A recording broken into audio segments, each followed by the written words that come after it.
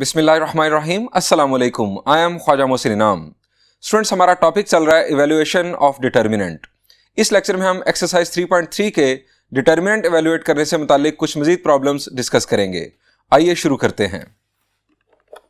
Students, this is problem number 7। Statement is evaluate the following determinant. इस problem के 3 parts हैं। मैं आपके लिए डिस्कस करने जा रहा हूं फर्स्ट पार्ट। अगर आपने फर्स्ट पार्ट को अच्छे अंदाज में समझ लिया तो रिमेनिंग 2 पार्ट्स आप बासानी खुद सॉल्व कर लेंगे। स्टूडेंट्स, हमें 4/4 ऑर्डर का डिटर्मिनेंट इवैल्यूएट करना है। अभी तक हम पिछले लेक्चर तक 3/3 ऑर्डर तक के डिटर्मिनेंट इवैल्यूएट करते आए हैं। 3/3 ऑर्डर तक जो है एक्सपेंशन बहुत सिंपल है, कोई मसला नहीं होता। लेकिन अगर आप 4/4 ऑर्डर के डिटर्मिनेंट को एक्सपैंड करें तो हमें काफी प्रॉब्लम होता है। ये प्रोसीजर जो है एक्सपेंशन का, ये काफी टीडियस हो जाता है। क्यों, मैं आपको थोड़ी सी वजाहत करना चाहूंगा।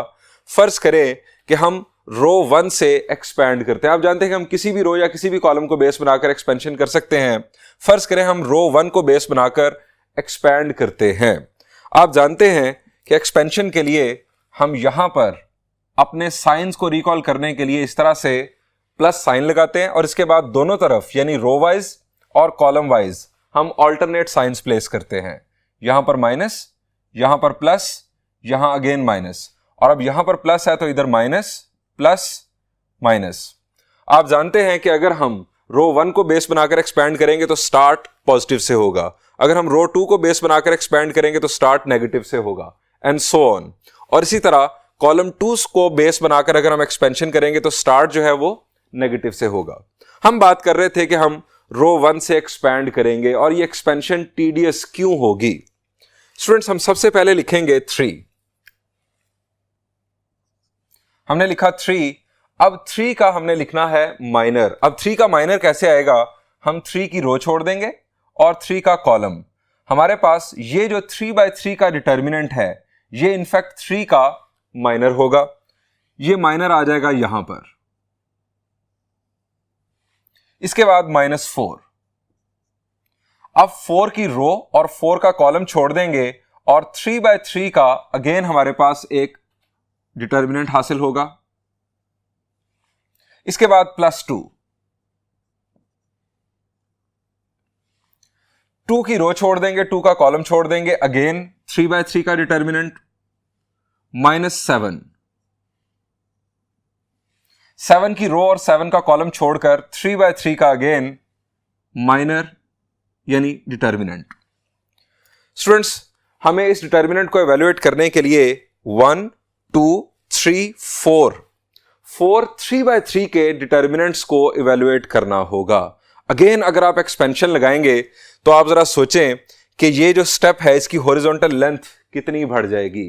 ये है प्रॉब्लम 4/4 ऑर्डर के डिटर्मिनेंट को डायरेक्ट एक्सपैंड करने का। आप इसी से जरा अंदाजा करें कि अगर 5/5 ऑर्डर का डिटर्मिनेंट होगा तो उसकी एक्सपेंशन में जो माइनर्स आएंगे वो 4/4 ऑर्डर के होंगे। ये एक्सपेंशन मेथड कितना टीडियस हो जाएगा। इसी मकसद को पूरा करती हैं, इस इनफैक्ट मसले को हल करती हैं डिटर्मिनेंट प्रॉपर्टीज। हम डिटर्मिनेंट प्रॉपर्टीज को यूज करते हुए डिटर्मिनेंट को इतना सिंप्लीफाई कर लेते हैं कि फिर एक्सपेंशन बहुत आसान हो जाती है।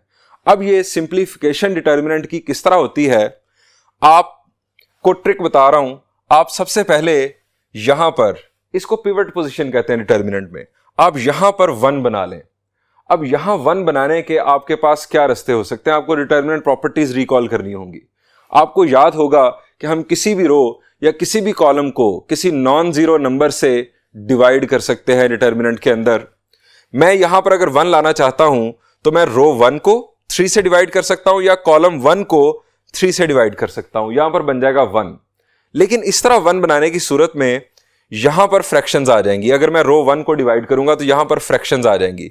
उन फ्रैक्शंस को बाद में दूसरी रोज में ऐड या सब्ट्रैक्ट करना हमारे लिए अगेन इरिटेटिंग होगा। दूसरा रास्ता यहां पर 1 बनाने का, आप क्या करें, आप देखें कि डिटर्मिनेंट में कहीं पर 1 मौजूद है। यहां पर हमारे पास 1 है, यहां पर 1 है। आप इस 1 वाली रो को यहां पर ले आए। आप जानते हैं डिटर्मिनेंट प्रॉपर्टीज की बेस पर हम इंटरचेंज कर सकते हैं 2 रोज को या 2 कॉलम्स को। सो हम रो 3 को रो 1 की जगह पर ला सकते हैं। एक माइनस साइन बाहर आ जाएगा लेकिन हमारा मसला हल हो जाएगा। एक और तरीकेकार भी हो सकता है कि आप किसी रो में से कोई दूसरी रो या किसी कॉलम में से कोई दूसरा कॉलम सब्ट्रैक्ट कर दें, या किसी का स्केलर मल्टीपल आप किसी में से सब्ट्रैक्ट कर दें या किसी में ऐड कर दें। इस सूरत में आप क्या कर सकते हैं कि आप R1 में से R2 सब्ट्रैक्ट कर दें। R1 में से अगर आप R2 सब्ट्रैक्ट करेंगे तो 3 - 2 यहां पर 1 आ चुका होगा। So students, there are multiple options to get 1 on the pivot position. हम बहुत सारे ऑप्शंस इख्तियार कर सकते हैं। इनफैक्ट जितनी आप प्रैक्टिस करेंगे डिटरमिनेंट इवैल्यूएट करने की, उतना आपको मजा आएगा इसमें। मैं ये डिटरमिनेंट इवैल्यूएट करता हूं, आप जरा देखें कि हम किस तरह के स्टेप्स परफॉर्म करते हैं।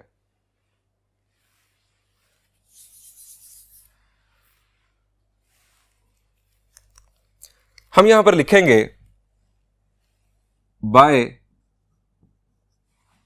मैं परफॉर्म कर रहा हूं रो 1 में से रो 2 सब्ट्रैक्ट कर रहा हूं। हम यहां लिखेंगे बाय R1 माइनस R2।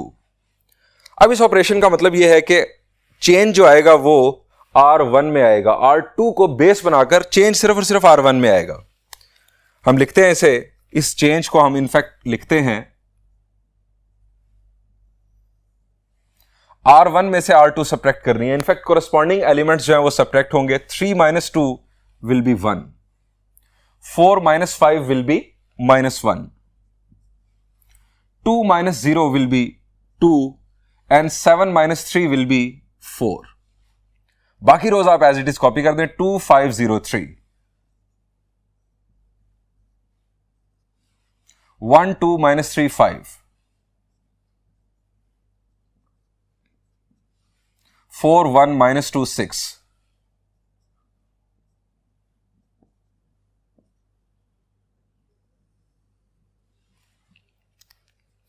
अब स्टूडेंट जब आप पिवट पोजीशन पे 1 बना लें तो इस 1 की मदद से आप 1 वाली रो में रिमेनिंग एलिमेंट्स 0 बना सकते हैं, या 1 वाले कॉलम में रिमेनिंग एलिमेंट्स आप 0 बना सकते हैं। अब इन जीरोस का क्या फायदा होगा ये आप जानते भी हैं, लेकिन मैं आपको फिर भी वजाहत कर दूंगा। हम पहले 0 बना लें। मैं यहां पर यानी 1 वाले कॉलम में 0 बनाना चाहता हूं। अब यहां पर 0 बनाने के लिए मैं इस 1 को यूज करना चाहता हूं। मैं क्या करूं कि यहां पर हमारे पास 0 बन जाए। शाबाश, आप किसी रो का स्केलर मल्टीपल किसी दूसरी रो में से सब्ट्रैक्ट कर सकते हैं। यह मैं आपको हिंट दे रहा हूं। शाबाश जी, हम रो 1 को अगर 2 से मल्टीप्लाई करके रो 2 में से सब्ट्रैक्ट कर दें तो यहां पर 0 आ जाएगा। यहां पर 0 आ जाएगा। रिमेनिंग एलिमेंट्स का हमें कोई मसला नहीं, वहां पर जो मर्जी हो, हमें यहां पर इनफैक्ट 0 लाना है। अब यहां पर 0 लाने के लिए आप क्या करेंगे, रो 3 में से रो 1 सब्ट्रैक्ट कर देंगे। रो 3 में सिर्फ चेंज आएगा, 1 - 1 यहां पर 0 आ जाएगा। और यहां पर 0 लाने के लिए आप रो 1 को 4 से मल्टीप्लाई करके रो 4 में से सब्ट्रैक्ट कर देंगे। यानी इस 1 को यूज करते हुए आप इसके नीचे जीरोस बनाएंगे। रो 1 को इनफैक्ट आप यूज करेंगे। सो हम ये ऑपरेशंस लिखते हैं। सबसे पहली चीज R2 - 2 R1,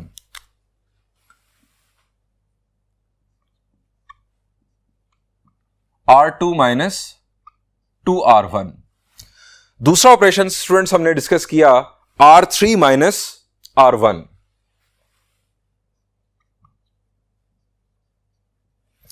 और आखिरी ऑपरेशन R4 - 4 R1।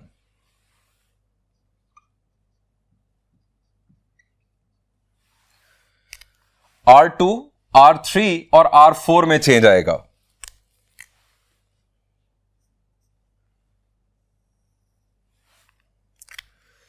टू से मल्टीप्लाई करेंगे हम रो 1 को और रो 2 के कोरेस्पॉन्डिंग एलिमेंट्स में से सब्ट्रैक्ट कर देंगे। 2 1s are 2, 2 - 2 will be 0। First row हम पहले लिख लें 1 - 1, 2 और 4। 2 से मल्टीप्लाई किया, 2 1s are 2, 2 - 2 will be 0।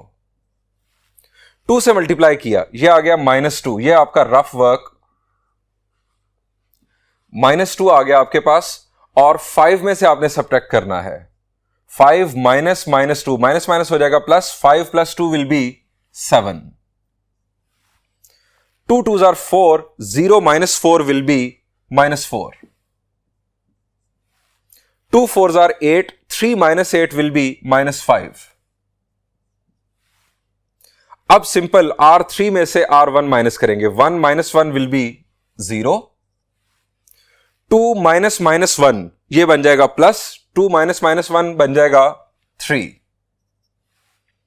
minus 3 minus 2 will be minus 5. और 5 minus 4 will be 1. अब R1 को 4 से मल्टीप्लाई करके हम R4 में से सब्ट्रैक्ट करेंगे. 4 1s are 4. 4 minus 4 will be 0.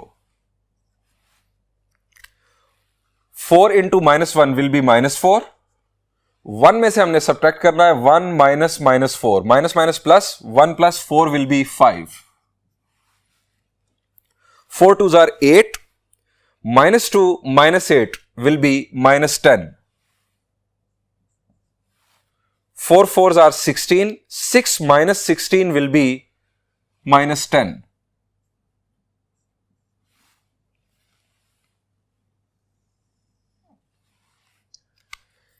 ये स्टूडेंट्स हमारे पास सिंप्लीफाइड फॉर्म में डिटर्मिनेंट हमें हासिल हो गया. अब यहां पर जीरोज आ चुके हैं. इस वक्त अगर मैं कॉलम 1 से एक्सपैंड करूंगा तो 1 के अगेंस्ट हमें माइनर लिखना होगा. इसके बाद 0 के आज जो माइनर होगा वो 0 के साथ मल्टीप्लाई होकर एलिमिनेट हो जाएगा. अगेन 0 का माइनर एलिमिनेट हो जाएगा और इस 0 का माइनर भी एलिमिनेट हो जाएगा. सो हम यहां पर लिखेंगे एक्सपेंडिंग बाय C1.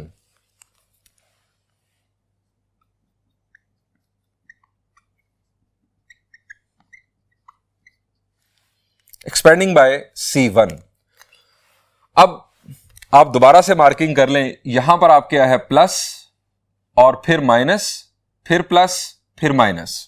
हालांकि ये माइनस प्लस माइनस चूंकि ये जीरो है इसका कोई फर्क नहीं पड़ना, लेकिन फिर भी आप अपना तरीकेकार रिकॉल कर लें. हमने लिखा 1 और 1 की रो छोड़ दी, 1 का कॉलम छोड़ दिया. ये है हमारे पास 3/3 का डिटर्मिनेंट जो कि 1 का माइनर है. 7 minus 4 minus 5. 3 minus 5 1. 5 minus 10 minus 10. इसके बाद माइनस 0. अब 0 का जो माइनर है इसके साथ मल्टीप्लाई होकर 0 हो जाएगा. सो हम उसे ना भी लिखें कोई मसला नहीं. इसके बाद प्लस 0 और अगेन माइनस 0. ये हमने एक्सपेंशन कर दी कॉलम 1 से. इसके बाद स्टूडेंट्स अब ये हमारे पास है 3/3 ऑर्डर का डिटर्मिनेंट. आप अगेन डिटर्मिनेंट प्रॉपर्टीज को यूज करते हुए किसी खास रो या किसी खास कॉलम के अंदर जीरोज पैदा कर सकते हैं, जीरोज बना सकते हैं. लेकिन 3/3 ऑर्डर को आप डायरेक्ट एक्सपैंड भी कर दें तो कोई मसला नहीं. अब किस रो या कॉलम से एक्सपैंड करें? शाबाश. हम आमतौर पर हमें आदत पड़ी थी रो 1 की या कॉलम 1 की. मैं अगेन कॉलम 1 से एक्सपैंड कर देता हूं क्योंकि कॉलम 1 में हमारे पास सारे एलिमेंट्स पॉजिटिव हैं. हम यहां लिखेंगे अगेन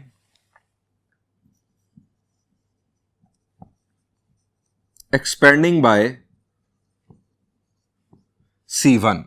अब यहां पर प्लस, यहां माइनस, यहां पर प्लस. 7 अब 7 का माइनर. 7 की रो 7 का कॉलम छोड़ दें. -5 1, -10 -10. इसके बाद -3. 3 की रो और 3 का कॉलम छोड़ दें. -4 -5 और -10 -10. Then we have +5. 5 की रो और 5 का कॉलम छोड़ेंगे तो -4 -5 -5 1.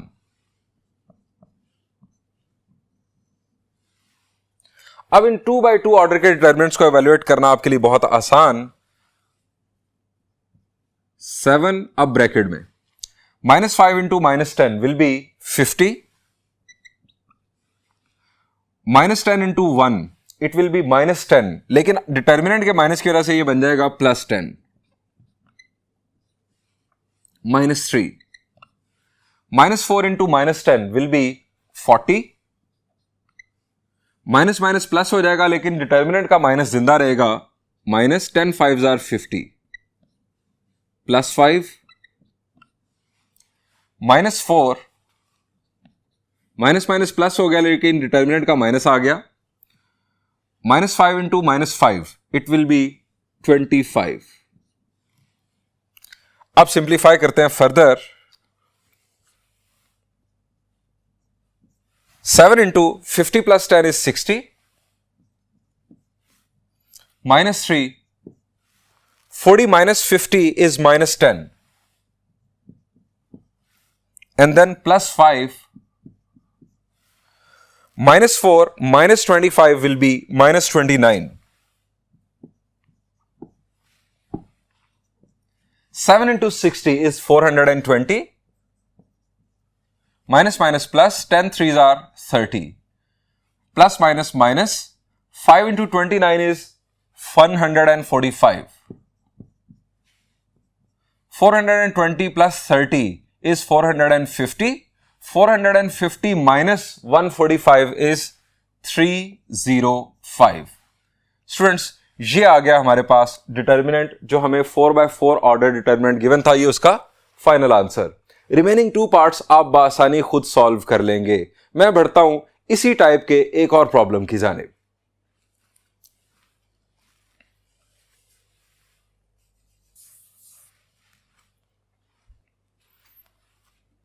Students, this is problem number 12. Statement is, which of the following matrices are singular and which of them are non-singular? इस प्रॉब्लम के भी बुनियादी तौर पर 3 पार्ट्स हैं। तीनों पार्ट्स में हमें एक मैट्रिक्स गिवन है जिसे हमें चेक करना है कि वो सिंगुलर है या नॉन सिंगुलर। मैं अगेन आपके लिए थर्ड पार्ट सॉल्व करने जा रहा हूं। स्टूडेंट, जरा रिकॉल करें कि सिंगुलर मैट्रिक्स किसे कहते हैं। शाबाश जी, सिंगुलर मैट्रिक्स एक ऐसा मैट्रिक्स जिसका डिटर्मिनेंट 0 आ जाए, उसे हम सिंगुलर मैट्रिक्स कह देते हैं। और अगर डिटर्मिनेंट नॉन जीरो हो तो नॉन सिंगुलर। यानी हमें इस मैट्रिक्स का डिटर्मिनेंट फाइंड आउट करना होगा। स्टूडेंट्स, हम यहां पर लिखेंगे टू चेक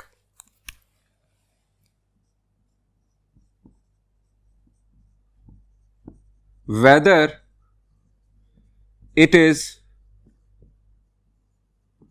सिंगुलर और non-singular, we will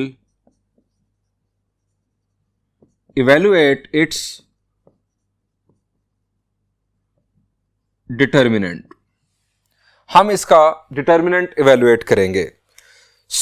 हम इस मैट्रिक्स को डिटर्मिनेंट फॉर्म में कन्वर्ट कर देते हैं। 1 1 2 minus 1, 1 1 2 minus 1, 1 2 minus 1 minus 3, 2 3 1 2, 3 minus 1 3 4.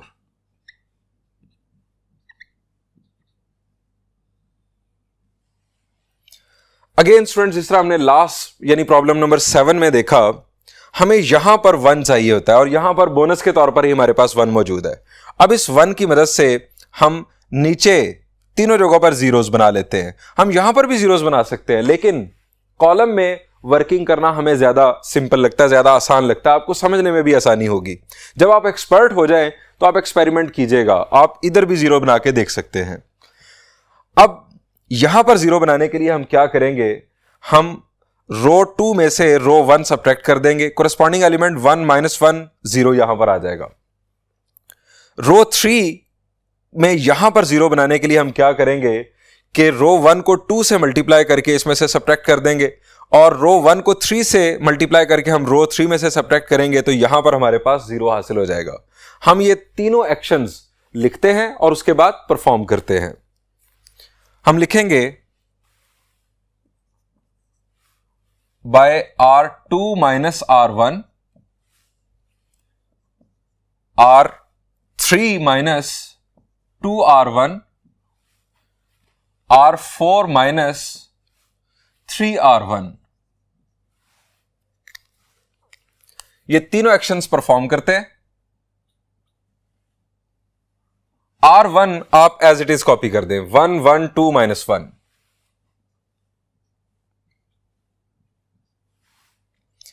अब आप R2 में से R1 सब्ट्रैक्ट कर दें corresponding elements. 1 -1 will be 0, 2 -1 will be 1, -1 -2 will be -3, -3 -1, जरा लिख के देख ले आप ताकि गलती ना हो।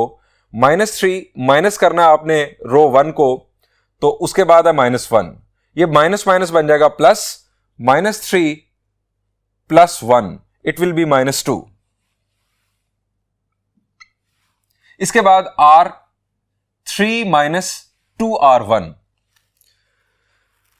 2 1s are 2, 2 - 2 will be 0, 2 1s are 2, 3 - 2 will be 1, 2 2s are 4, 1 - 4 will be -3, 2 into -1 will be -2, और 2 में से सब्ट्रैक्ट करना है, माइनस माइनस हो जाएगा प्लस, 2 + 2 will be 4। अब R1 को 3 से मल्टीप्लाई करके हम R4 में से सब्ट्रैक्ट करेंगे। 3 1s are 3, 3 - 3 will be 0, 3 1s are 3, -1 - 3 will be -4, 3 2s are 6, 3 - 6 will be -3, 3 1s are -3, 4 - 3 will be 7। Students हमारे पास यहां पर आ गए 0। अब कॉलम 1 से एक्सपेंशन सिंपल होगी, हम यहां लिखेंगे एक्सपेंडिंग बाय C1।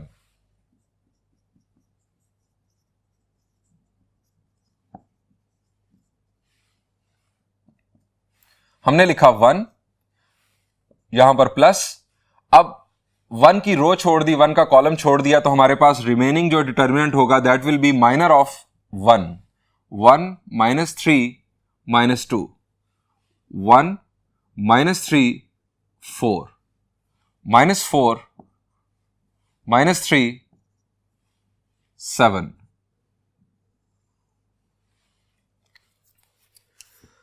अब स्टूडेंट्स इसके बाद वाले, जिस तरह हमने लास्ट प्रॉब्लम में 0 0 लिख दिए, आप -0 +0 और -0 लिखते हैं। क्या हमने सारी एक्सपेंशन की है? इनफैक्ट इन जीरोस की वजह से वो माइनर्स एलिमिनेट हो गए। अब इस डिटर्मिनेंट को अगेन आप या तो सिंप्लीफाई कर लें या डायरेक्ट एक्सपैंड कर दें। मैं डायरेक्ट एक्सपैंड कर रहा हूं, एक्सपेंडिंग बाय C1।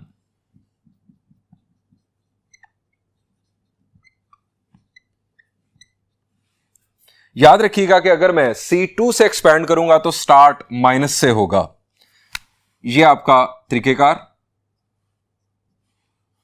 अगर आप C2 से एक्सपैंड करेंगे तो स्टार्ट माइनस से होगा, ये माइनस माइनस प्लस हो जाएगा।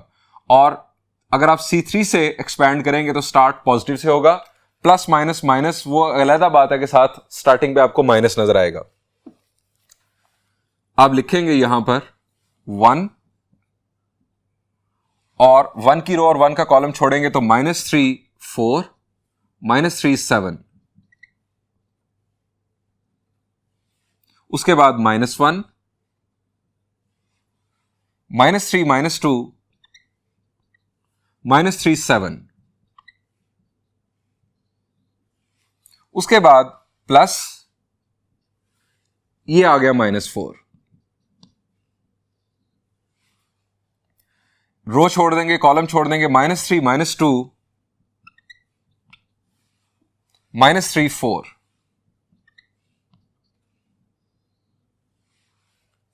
अब इन 2/2 डिटर्मिनेंट्स को हम इवैल्यूएट कर लेते हैं। 1 मल्टीप्लाई होकर कोई फर्क नहीं पड़ता, यह आ जाएगा -3 × 7 -21, माइनस माइनस हो जाएगा प्लस, 3 4s are 12, -1, -3 × 7 is -21, और माइनस माइनस प्लस, लेकिन डिटर्मिनेंट इवैल्यूएट करने वाला माइनस आ जाएगा। 3 2s are 6,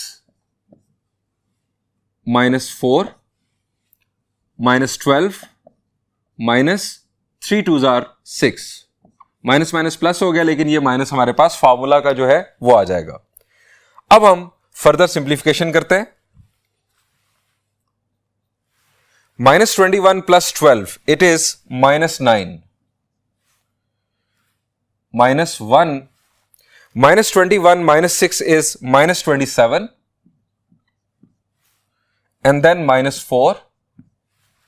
-12 minus 6 is -18.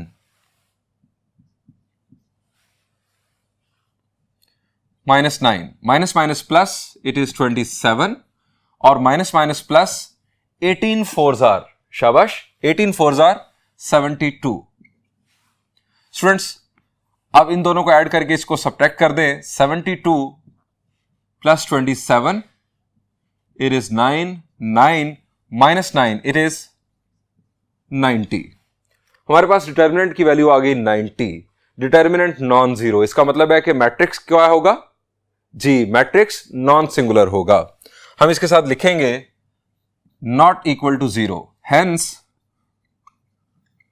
Given matrix is non singular.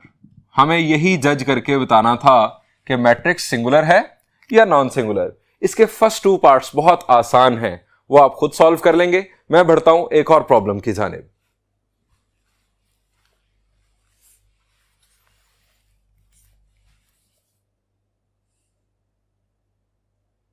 Students, this is problem number 11. Statement is, find the values of lambda if A and B are singular. हमें बताया जा रहा है कि मैट्रिक्स A और मैट्रिक्स B सिंगुलर हैं. Lambda मालूम करो, लैम्डा की वैल्यूज मालूम करो. स्टूडेंट्स, अगर A और B सिंगुलर हैं तो फिर इससे हमें क्या पता चलता है? इससे हमें पता चलता है कि A और B का डिटर्मिनेंट 0 है. इसी बुनियाद पर बेसिकली उसने कहा है कि ये दोनों सिंगुलर हैं. अगर हमें लैम्डा की वैल्यू मालूम करनी है तो हमें b का डिटर्मिनेंट इक्वल टू 0 कंसीडर करना होगा. हम स्टार्ट ही यहां से लेंगे. Determinant of b is equal to 0. कुछ इस तरह से हम यहां लिखेंगे as b is singular, so determinant of b is equal to 0. b singular तो डिटर्मिनेंट ऑफ b 0. अब लेफ्ट साइड पर आप डिटर्मिनेंट ऑफ b बना लें. 5 1 2 0, 8 2 5 1, 3 2 0 1, 2 lambda minus 1 3.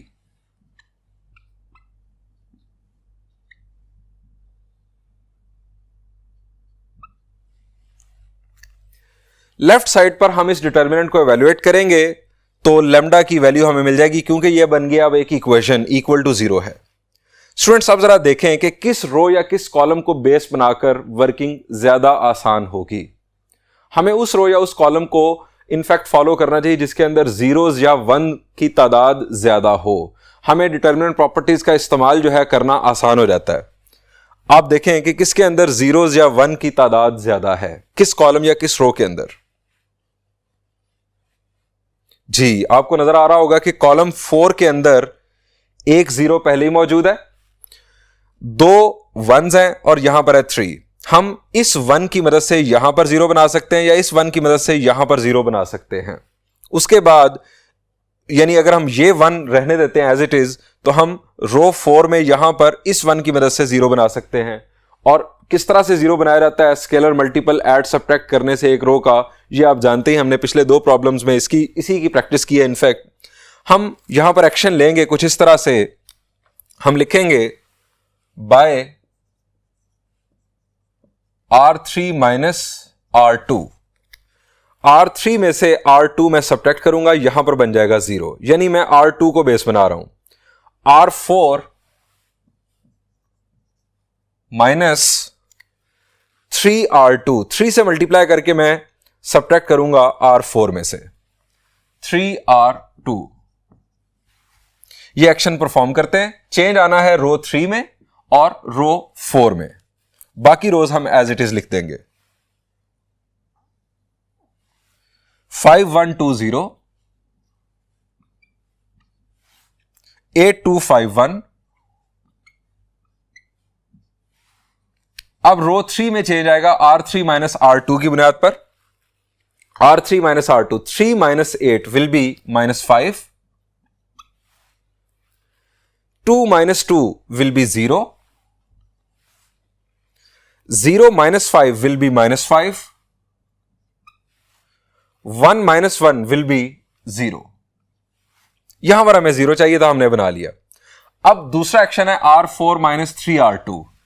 R2 को 3 से मल्टीप्लाई करके हम R4 में से सब्ट्रैक्ट करेंगे। 3 8s are 24, 2 minus 24 will be minus 22, 3 2s are 6, lambda minus 6, 3 5s are 15, minus 1 minus 15 will be minus 16, and 3 1s are 3, 3 minus 3 will be 0.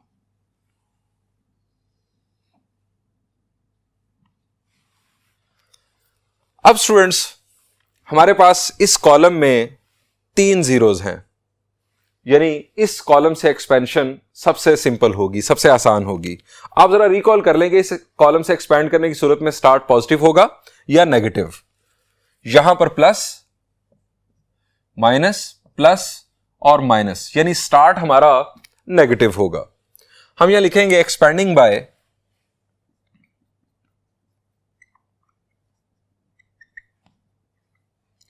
C4। Column 4 से मैं expand कर रहा हूं। स्टार्ट पर लिखेंगे -0। अब 0 की रो और 0 का कॉलम छोड़कर आप ये जो माइनर है 0 का माइनर, इसको लिखेंगे, वो 0 से मल्टीप्लाई होके हो जाएगा 0। इसके बाद आ जाएगा +1। अब 1 की रो और 1 का कॉलम छोड़ेंगे तो हमारे पास होगा 5 1 2, उसके बाद -5 0 -5, -22, लैम्डा -6 और -16। इसके बाद अगेन -0 और +0 इक्वल टू 0। आप जानते हैं कि जीरोस की वजह से जो माइनर्स हैं, जो इसके साथ डिटरमिनेंट मल्टीप्लाई होना है, उसने एलिमिनेट हो जाना है। अब स्टूडेंट्स हमें इस पर वर्किंग करना है। इसमें भी अगर आप देखें, ये तो जीरोस हैं, इनफैक्ट -0 -0 +0 कोई मायने नहीं रखते। हमें बेसिकली इसी डिटर्मिनेंट को सिंप्लीफाई करना है। बाहर 1 है तो 1 की भी कोई हैसियत नहीं, क्योंकि 1 मल्टीप्लाई हो जाएगा। हमें इस डिटर्मिनेंट को एक्सपैंड करना है। आप जरा देखें कि एक्सपेंशन किस रो या किस कॉलम से ज्यादा आसान होगी। शाबाश, हमारे पास सेकंड रो में 0 है और कॉलम 2 में 0 है। कॉलम 2 में खूबी यह भी है कि यहां पर 1 है और यहां पर लैम्डा -6 है। लैम्डा -6 बाहर लिखा जाएगा डिटर्मिनेंट से। सो मैं कॉलम 2 से एक्सपैंड कर रहा हूं। Expanding by column 2।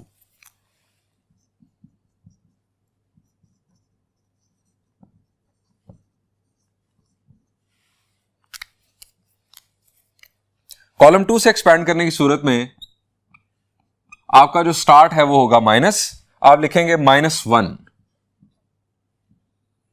अब 1 की रो और 1 का कॉलम छोड़ेंगे, -5 -5,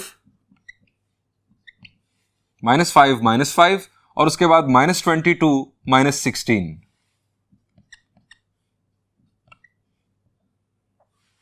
इसके बाद +0 और इसके बाद माइनस लैम्डा -6 और लैम्डा -6 की रो और कॉलम छोड़ देंगे तो 5 2 -5 -5 इक्वल टू 0। स्टूडेंट्स अब इन 2x2 डिटर्मिनेंट्स को हम करते हैं एवेल्युएट। -1 ब्रैकेट में students minus minus plus 16 5s are 80 minus 22 5s are 110। Minus minus चूंकि प्लस हो गया, इसके बाद +0 कोई मायने नहीं इसका, माइनस लैम्डा -6 और यहां पर 5 into -5 will be -25, 2 into -5 will be -10, ये बन जाएगा +10 is equal to 0।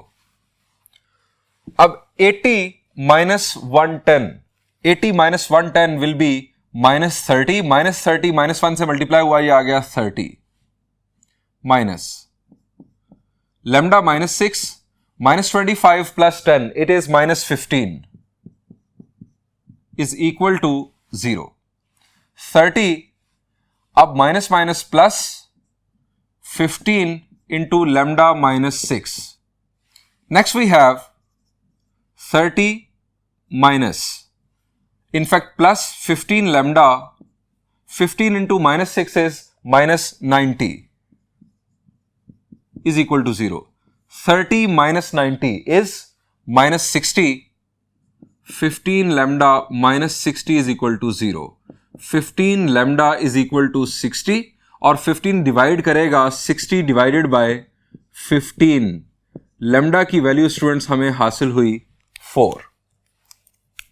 This is our final answer. Matrix A भी सिंगुलर है, उसमें से लैम्डा की वैल्यू आप इसी पैटर्न पर बासानी खुद कर लेंगे, और वो तो है भी 3/3 का डिटर्मिनेंट इनफैक्ट, इसलिए बड़ी आसानी के साथ आप खुद काम कर सकते हैं। स्टूडेंट्स मैं बढ़ता हूं एक और प्रॉब्लम की जानिब।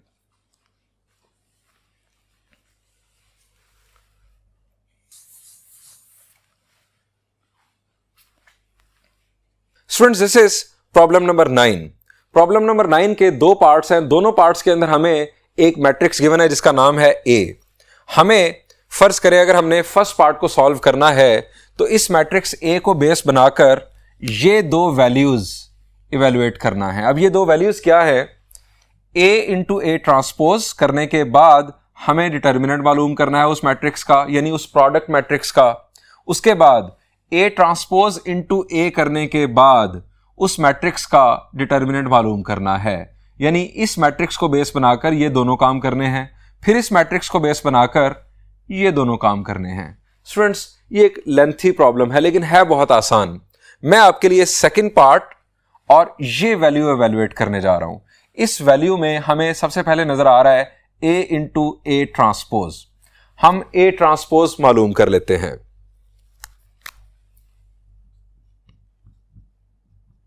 जी स्टूडेंट्स, ट्रांसपोज में हम क्या करते हैं जी, हम रोज को कॉलम्स या कॉलम्स को रोज बना देते हैं।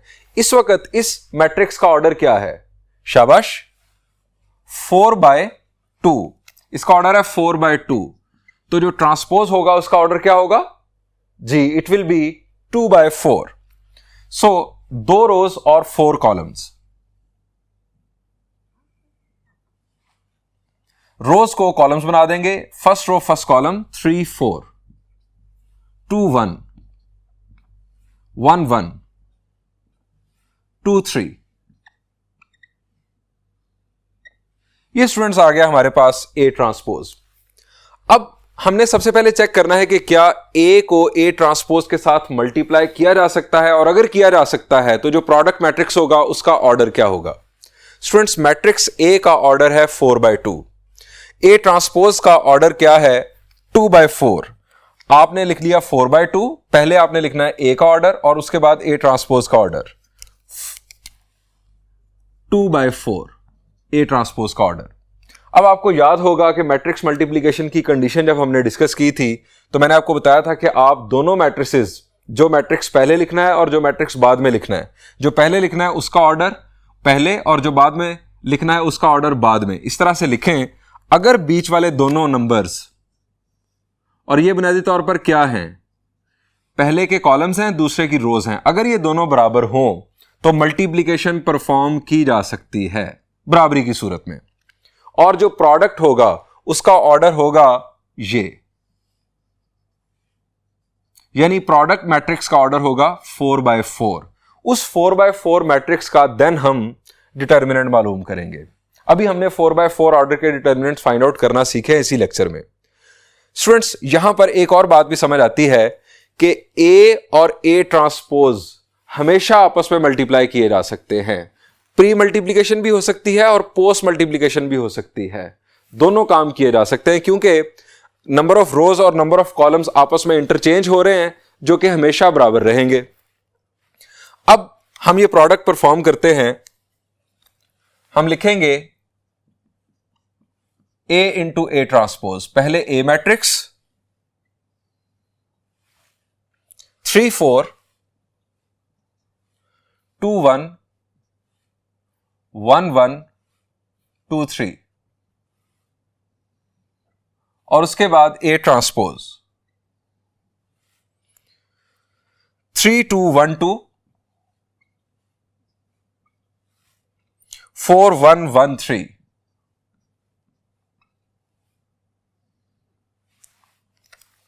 प्रोडक्ट परफॉर्म करते हैं।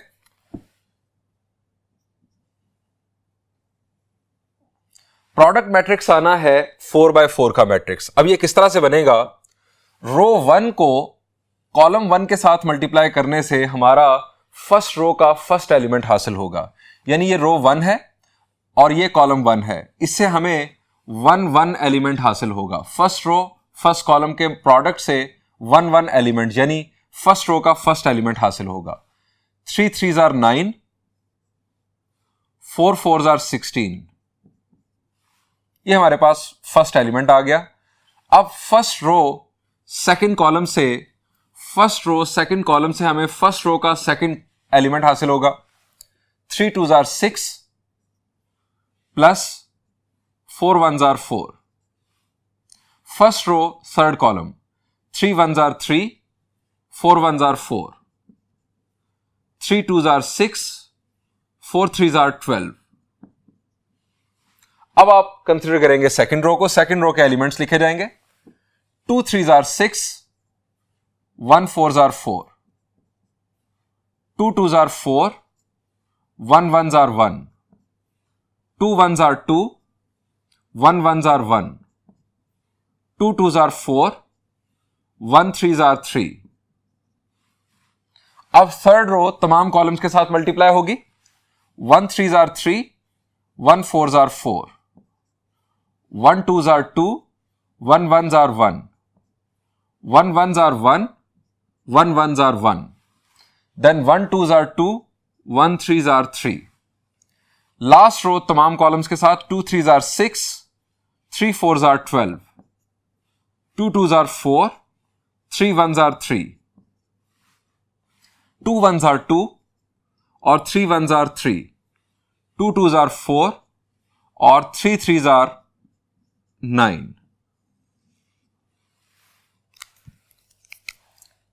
इस मैट्रिक्स को सिंप्लीफाई कर लेते हैं। 16 plus 9 is 25, 6 plus 4 is 10, 7 18, 10 5 3 7 7 3 2 or 5। Then we have 18 7 5 and 9 plus 4 is 13। Students, ये हमें हासिल हो चुका A इंटू A ट्रांसपोज। हमें इस प्रोडक्ट का डिटर्मिनेंट मालूम करना है। अब मालूम करते हैं डिटर्मिनेंट।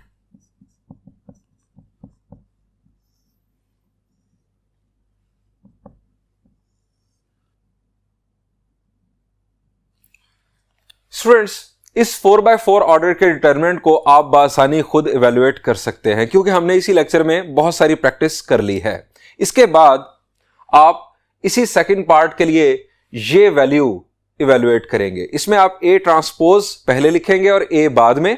A ट्रांसपोज का ऑर्डर है आपके पास 2x4 और A का ऑर्डर है 4x2। मल्टीप्लीकेशन हो सकती है, चूंकि बीच वाले नंबर्स बराबर है, पहले के कॉलम्स दूसरे की रोज के बराबर हैं। जो प्रोडक्ट मैट्रिक्स होगा उसका ऑर्डर होगा 2x2 और 2x2 ऑर्डर मैट्रिक्स के लिए डिटर्मिनेंट इवेलुएट करना बहुत ही सिंपल होता है। आप फर्स्ट पार्ट को भी इसी अंदाज में खुद सॉल्व कीजिएगा। यहां पर इस लेक्चर को एंड करते हैं। इंशाल्लाह नेक्स्ट लेक्चर में हम कुछ मजीद प्रॉब्लम्स डिस्कस करेंगे। Thank you and Allah Hafiz.